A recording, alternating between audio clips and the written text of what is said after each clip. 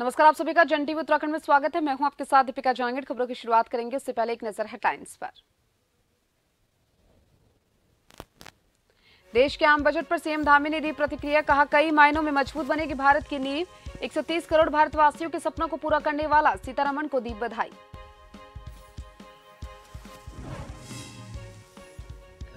देवभूमि में नशा मुक्ति कार्यशाला का सीएम धामी ने किया शुभारंभ। कहा, ड्रग मुक्त करना सरकार की प्राथमिकता, जनता से नेश का सेवन करने का अपील।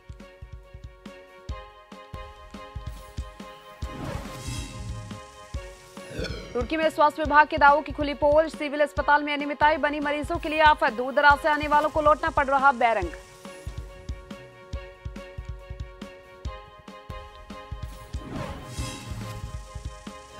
देहरादून पुलिस को मिली कामयाबी। फर्जी मार्कशीट और शैक्षणिक दस्तावेज बनाने वाले गैंग का किया भांडाफोड़। कहा, एक अभियुक्त को किया गिरफ्तार।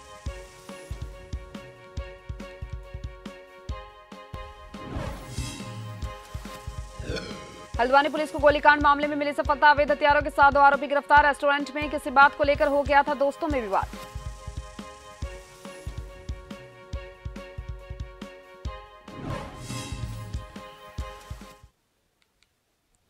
और अब खबरें विस्तार से। वित्त मंत्री निर्मला सीतारमण ने बुधवार को अपना 5वां बजट पेश किया। बजट में अलग अलग सेक्टरों के लिए कई ऐलान किए गए, जिसे उत्तराखंड के मुख्यमंत्री पुष्कर सिंह धामी ने शानदार बताया। मुख्यमंत्री पुष्कर सिंह धामी ने शानदार बजट पेश करने के लिए वित्त मंत्री निर्मला सीतारमण को बधाई दी। सीएम धामी ने कहा कि आम बजट कई मायनों में मजबूत भारत की नींव बनेगा। भारत दुनिया का कैसा नेतृत्व करेगा, उसकी छाप बजट में दिखती है। तेजी से भारत आगे बढ़ा है। 130 करोड़ भारतवासियों के सपने पूरा करने वाला है। पूरी दुनिया की अपेक्षाएं भारत से हैं। भारत दुनिया की 5वीं बड़ी अर्थव्यवस्था बना। उद्यमियों, गरीब और मध्यम वर्गीय सभी लोगों के हित का बजट है। निर्बल गरीब कैदियों की रिहाई के लिए भी बजट में प्रावधान किया गया है। ऐसे में 2 लाख से ज्यादा कैदी प्रभावित होंगे। 42 लाख घरों का निर्माण और वितरण हो चुका है और नई तकनीकों का उपयोग करके 16 लाख घरों का और भी निर्माण किया जा रहा है। तो निश्चित रूप से 66% का बजट बढ़ाना, यानी कि गरीब वर्ग की विशेष रूप से इसमें चिंता की गई है।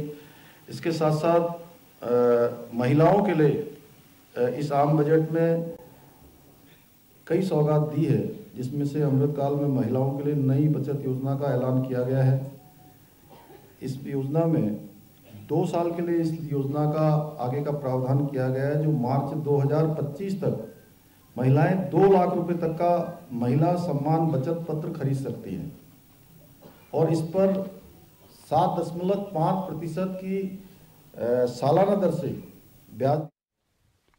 खबर उत्तराखंड की राजधानी देहरादून से है, जहां जिला कारागार सुधोवाला में सीएम पुष्कर सिंह धामी की अध्यक्षता में कार्यक्रम आयोजित किया गया। इस दौरान मिशन ड्रग फ्री देवभूमि नशा मुक्ति कार्यशाला का सीएम धामी ने शुभारंभ किया। वहीं सीएम धामी ने कहा कि देवभूमि का ड्रग मुक्त करना सरकार की प्राथमिकताओं में से एक है। उन्होंने प्रदेश की जनता से नशे का सेवन नहीं करने की अपील की। नशा करने के बाद जब उन्होंने नशा छोड़ा तो कहते हैं कि हमारा तो असली जीवन अब खत्म है। और एक बात बताऊं कि मैंने अपने एक मित्र को खोया और मैं जब भी उसके बारे में सोचता हूं तब मुझे लगता है, और उसी संकल्प के कारण से यह हमने संकल्प लिया कि 2025 तक हमारे इस देवभूमि के अंदर एक भी व्यक्ति, एक भी भाई, एक भी बहन नशे की। मुख्यमंत्री पुष्कर सिंह धामी आज जिला कारागार देहरादून के भ्रमण पर पहुंचे, जहां उन्होंने जिला कारागार का निरीक्षण कर कौशल विकास योजना के तहत कार्यक्रम में शिरकत की। दरअसल आपको बता दें कि जिला कारागार में बंद कैदी जहां अपने हुनर के चलते विभिन्न रोजगार परक कार्यक्रम से जुड़कर विभिन्न उत्पादों का निर्माण कर रहे हैं, तो वहीं कैदियों के लिए भी कौशल विकास योजना के तहत प्रशिक्षण कार्यक्रमों से जोड़ा जा रहा है। साथ ही ड्रग फ्री कार्यक्रम के तहत उन्हें जागरूक भी किया जा रहा है। कार्यक्रम के दौरान मीडिया से बात करते हुए मुख्यमंत्री पुष्कर सिंह धामी ने कहा कि कैदियों को भी कौशल विकास योजना से जोड़ा जा रहा है।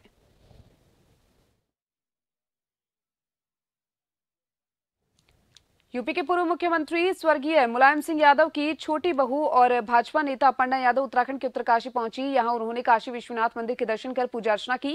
उन्होंने केंद्र सरकार के बजट को महिलाओं के लिए मील का पत्थर बताया। अपर्णा यहां अपने मायके डूंडा ब्लॉक के सेणी में होने वाले धार्मिक अनुष्ठान में शामिल होने के लिए आई हुई है। उनके पिता अरविंद बिष्ट ने अपने घर में 5 दिवसीय अनुष्ठान रखा है। अपर्णा के पिता उत्तर प्रदेश में सूचना आयुक्त रह चुके हैं।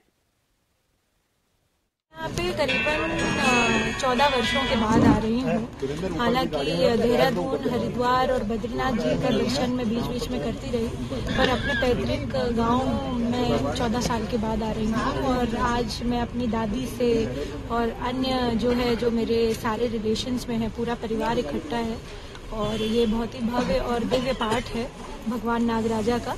मैं भगवान का बहुत बहुत धन्यवाद देती हूँ कि मुझे यहाँ पर सकुशल उन्होंने पहुँचाया और मैं आशा करती हूँ, कामना करती हूँ कि भगवान मुझे आशीर्वाद दे, जिससे कि मैं जन सेवा का जो कार्य मैंने लिया है उसको मैं अच्छे से निभा पाऊँ।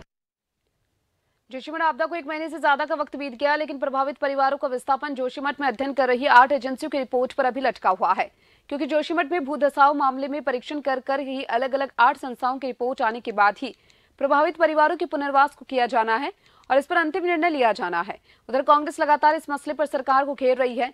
पूर्व नेता प्रतिपक्ष और चक्राता से विधायक प्रीतम सिंह ने सरकार पर कटाक्ष करते हुए कहा कि पहले तो सरकार जोशीमठ मामले में देर से जागी और अब जो लोग अपने पुनर्वास की बात कर रहे हैं उनको भाजपा माओवादी कह रही है। देखिए, जोशीमठ की जो घटना है, पहले तो सरकार बड़ी विलंब से जागी और जागने के बाद आतिथि तक जोशीमठ के रिहेबिलिटेशन के बारे में कोई कार्रवाई नहीं की गई, बल्कि उल्टे भाजपा के लोग जो वहां पर लोग अपने आप को रिहेबिलिटेशन की बात कर रहे हैं, उचित मुआवजे की बात कर रहे हैं, उन्हें माओवादी कह करके पुकारने का काम करते हैं। तो जो लोग आपदा में भी जो है राजनीति करते हों, उन लोगों पर क्या भरोसा जो है लोग करेंगे। उत्तरकाशी में ज्ञानसू ज्ञानजा मोटर मार्ग के डामरीकरण और प्रतिकर भुगतान की मांग को लेकर क्षेत्रीय ग्रामीणों ने पीएमजीएसवाई कार्यालय जोशियाड़ा में मौन व्रत और अनिश्चितकालीन धरना शुरू कर दिया। इसी दौरान ग्रामीणों ने विभाग के खिलाफ जमकर नारेबाजी कर प्रदर्शन किया। पूर्व निर्धारित कार्यक्रम के तहत बुधवार को ज्ञानजा साल्ट बसुंगा आदि गांव के ग्रामीण जोशियाड़ा कंसेन स्थित पीएमजीएसवाई कार्यालय परिसर पहुंचे। ग्रामीणों का कहना है कि ज्ञानसू ज्ञानजा मोटर मार्ग पर डामरीकरण न होने से क्षेत्रीय ग्रामीणों को आवागमन करने में भारी दिक्कतों का सामना करना पड़ रहा है। डामरीकरण की मांग को लेकर विभाग सहित शासन प्रशासन को मौखिक और लिखित रूप से अवगत करवा चुके हैं, लेकिन कोई कार्रवाई नहीं हुई। और हमारे जो रोड की कंडीशन बहुत ख़राब चल रही है और पिछले 2 साल से हमारी ये मांगे हैं कि हमारे रोड का डामरीकरण नहीं हो पा रहा है और समय पे उनका भुगतान, जो हमारा जो मुआवजा है खेतों का, उनका मुआवजा नहीं मिल पा रहा। और हम यहाँ 3 महीने 4 महीने से आ रहे हैं और हमें यहाँ सांत्वना दिया जा रहा है कि तुम्हारा काम करवा दिया जाएगा और टाइम पे हमें हर बार यही सांत्वना दिया जा रहा है। जो हमारे अधीक्षण अभियंता महोदय हैं, उनके द्वारा मुझे कल अवगत कराया गया है। कल देहरादून में एक मुख्य अभियंता महोदय URRD की अध्यक्षता में एक बैठक थी कार्यों की प्रगति संबंधित। उस बैठक के दौरान उनके द्वारा अधीक्षण अभियंता द्वारा मुझे निर्देशित किया गया है कि जो पूर्व में भेजा गया आपका बैलेंस वर्क का डिटेल्स हैं, उनको पुनः इनको हमें भेज दें और हम इसके तुरंत निविदाएं आमंत्रित कर दी जाएगी। दरअसल जो हमारा ज्ञानजा मोटर मार्ग है 5 किलोमीटर लंबा है, तो इस पे लगभग 2.5-3 वर्ष हो गए हैं इस पे डामरीकरण नहीं हो पा रहा है और लगातार पीएमजीएसवाई से हम 2.5-3 वर्षों से हम लगातार गुहार लगाते आ रहे हैं कि इसका डामरीकरण किया जाए, लेकिन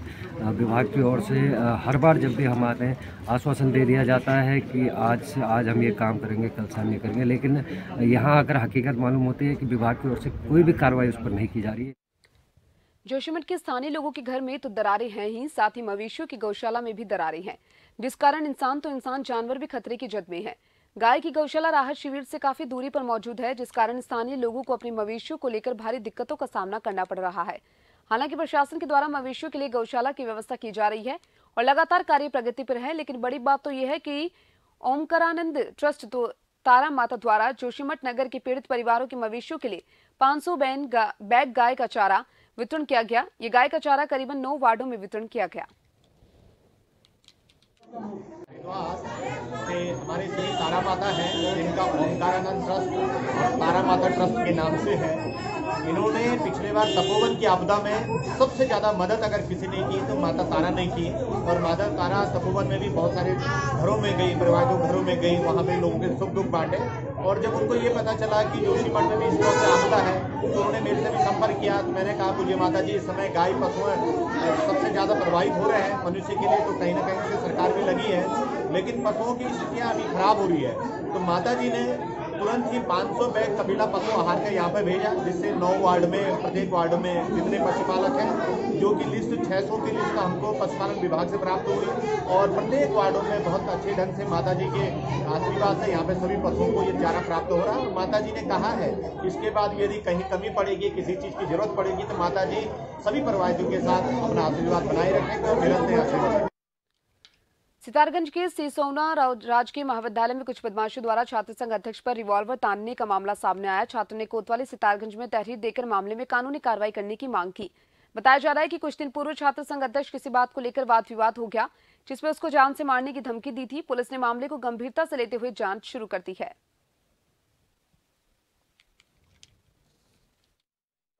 मैं 11:45 के आसपास कॉलेज में आया। कॉलेज में आने के बाद मैं थोड़ा अंदर छात्रों के बीच में रहा और बातें हुई।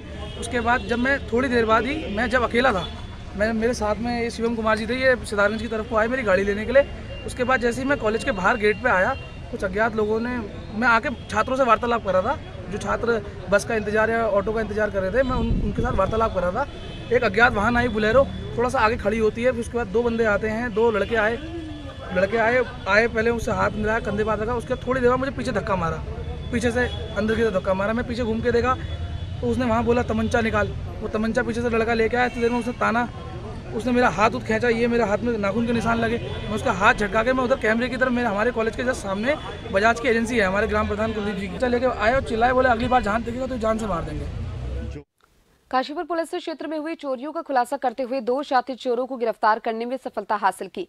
चोरी की घटनाओं का खुलासा करते हुए एसपी अभय सिंह ने बताया कि क्षेत्र में लगातार हो रही चोरी और नकबजनी की घटनाओं के खुलासे के लिए गठित पुलिस टीम ने करीब 100 सीसीटीवी कैमरों की जांच की, जिसके बाद नदीम और जावेद खान को गिरफ्तार कर उनके कब्जे से चोरी की गई गले की चेन, कंगन, पेंडेंट, अंगूठी आदि समेत 1,20,000 रुपए नकदी बरामद की है। थाना क्षेत्र में अली खां मोहल्ले के अंदर बैक टू बैक 3 चोरियाँ हुई थी। इसी तरीके से कटोरा ताल में भी एक चोरी हुई थी। हमने चारों चोरियों को रजिस्टर करके और 2 टीमें बनाई थी, एक कटोरा ताल चौकी इंचार्ज के नेतृत्व में और एक बांसपुरा चौकी इंचार्ज के नेतृत्व में। हमारी टीम को कल इसमें सफलता मिली। ये 2 शातिर किस्म के चोर हैं, एक नदीम है और दूसरा जावेद खां है, जो कि रामनगर नैनीताल का है। नदीम तो दिल्ली का ही है। दोनों नशा भी करते हैं और दोनों का पूर्व में आपराधिक इतिहास भी रहा है। उत्तराखंड के थाना पिरान कलियर पुलिस ने नाबालिग पुत्री से दुष्कर्म के आरोपी पिता को गिरफ्तार कर लिया। दरअसल कलियर थाना क्षेत्र में रहने वाली एक महिला ने पुलिस को तहरीर देकर बताया था कि सोमवार दोपहर उसके पति ने उसकी नाबालिग बेटी के साथ दुष्कर्म किया और घटना के बाद मौके से फरार हो गया था। महिला ने बताया था कि उस समय वह घर से बाहर गई थी और बाकी बच्चे भी घर के बाहर ही थे। उसके पति ने बेटी को अकेला पाकर उसे अपनी हवस का शिकार बना दिया। जब बच्ची की मां वापस लौटी तो उसने देखा कि बच्ची डरी सहमी बैठी है। मां के द्वारा पूछने पर पीड़िता ने आपबीती बताई। महिला ने पुलिस को तहरीर देकर मामले में कार्रवाई की मांग की है। कलियर थाना क्षेत्र अंतर्गत एक महिला के द्वारा यह तहरीर दी गई थी कि उसकी पुत्री के साथ उसके ही पति यानी कि पीड़िता के पिता के द्वारा दुष्कर्म की घटना को कारित किया गया है। इस संबंध में तत्काल तहरीर प्राप्त कर अंतर्गत धारा 376 आईपीसी एवं 3, 4, 5, 6 पोक्सो अधिनियम के अभियोग पंजीकृत करते हुए पीड़िता का मेडिकल कराया गया एवं उसके मजिस्ट्रेट के समक्ष 164 सीआरपीसी के कथन अंकित कराए गए। तत्काल अभियुक्त की गिरफ्तारी हेतु टीमें गठित की गई एवं अंततः अभियुक्त को गिरफ्तार करने में सफलता हासिल की गई है। अभियुक्त को गिरफ्तार कर माननीय न्यायालय के समक्ष पेश किया जा रहा है। काशीपुर में पिछले 5 साल से अधर में लटके आरओबी का काम अब अपने अंतिम चरण में है, जिसके लिए उधम सिंह नगर जिले के जिलाधिकारी के द्वारा आगामी 105 दिनों तक के लिए एमपी चौक से बाजपुर रोड तक रेलवे क्रॉसिंग पर यातायात पूर्ण रूप से बंद रहेगा। आदेश के बाद आगामी महीनों में लगने वाले चैती मेले के मद्देनजर मां बाल सुंदरी देवी की डोला मार्ग को लेकर उप जिलाधिकारी ने काशीपुर में पंडा परिवार के सदस्यों से मुलाकात की। इस दौरान एनएच के अधिकारियों के साथ बाजपुर रोड स्थित रेलवे क्रॉसिंग का निरीक्षण किया। ये शुरू से ही हम लोगों का ये रहा है कि हम इस काम को जल्दी से जल्दी ख़त्म करवाएं, परंतु ये सिर्फ बिल्डर के हाथ में नहीं होता, ये सारे विभाग जो होते हैं सब लोग कलेक्टिवली इसमें सहयोग करते हैं। तो कुछ सहयोग मिला, कुछ नहीं मिला, उसके करके हमारे लोगों का काम बेशक लेट हुआ है, परंतु मैं ये आपको आश्वासन दे रहा हूँ, ये जो 104-105 दिन का टाइम दिया गया है हमें, हम कोशिश ये करेंगे कि इसको इससे पहले ही ख़त्म कर सकें, ताकि जनता जो है हम लोगों को कम से कम ये जो चेती का मेला है इसमें हम लोगों को थोड़ा सा हम सहयोग कर सकें अपनी तरफ, यही हम अपना सहयोग समझेंगे। इसमें मैं आपको बताना चाहूँगा कि आज एक हमारी बैठक भी हुई थी जिसमें विभाग और पंडा परिवार भी उपस्थित था, और सबको पता है यहाँ पर कि अभी मार्च और अप्रैल में यहाँ चैती माता का जो मेला होता है उसमें ध्वज यात्रा, माता का डोला जाना और डोले की वापसी भी होती है, जिसका मुख्य रास्ता यही रहा है विगत कई वर्षों से। तो इसी को लेके लोगों के अंदर एक वो भी था कि माता का डोला जो है वो किस रास्ते से जाएगा, और पंडा परिवार भी चिंतित था कि क्या रास्ता रहेगा, रास्ता बदलना तो नहीं पड़ेगा। इसी को लेके आज विभाग के साथ यहाँ मौके का निरीक्षण किया गया। चूँकि जो हमारा आरओबी का काम होना है उसमें टाइम बाउंड इनको दिया गया है कि 105 दिनों में कंप्लीट करना है। इसी बीच में हमारा मेला भी पड़ रहा है, तो इसको लेके संभावना देखी जा रही है कि किस रास्ते से हम बिना रूट डाइवर्ट किए इसी यहाँ से क्या विकल्प बना के संख्या को सीमित करके हम लोगों को यहाँ पे डोला और जो ध्वज यात्रा है और जो डोले की वापसी है।